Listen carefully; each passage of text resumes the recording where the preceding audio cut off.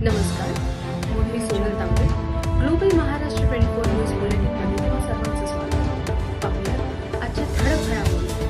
फक्त ग्लोबल महाराष्ट्र 24 वृत्तवाहिनीच्या आपल्या हक्काचे विचार.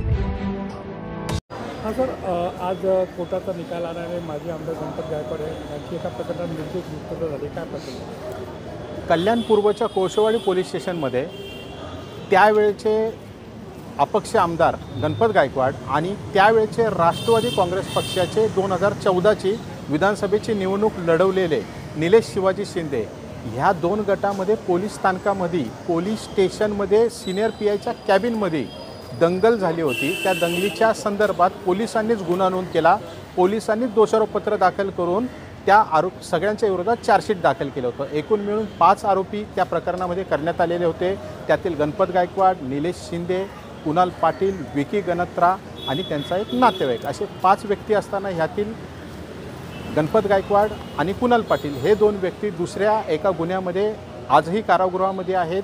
ह्या 5ही व्यक्तींची आज न्यायालयाने सबळ पुराव्याअभावी निर्दोष मुक्तता केलेली आहे.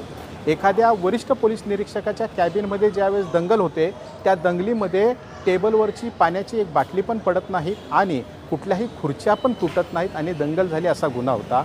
प्रामुख्याने ह्या दोन्ही विरुद्ध गटांनी पोलीस स्टेशनमधील वरिष्ठ पोलीस निरीक्षक नको आहेत त्यांचं कामकाज व्यवस्थित नाही आणि त्यांचं गुन्हेगारीवरती नियंत्रण नाहीत म्हणून आंदोलन केलं होतं. त्या आंदोलनाची परिणिती म्हणजे त्यांच्यावरती हा खोटा गुन्हा नोंद करण्यात आला होता. आज कल्याण प्रथम वर्ग न्यायदंडाधिकारी आगे साहेबांनी त्या 5 जणांची प्रस्तुतच्या गुन्ह्यातून निर्दोष मुक्तता केलेली आहे.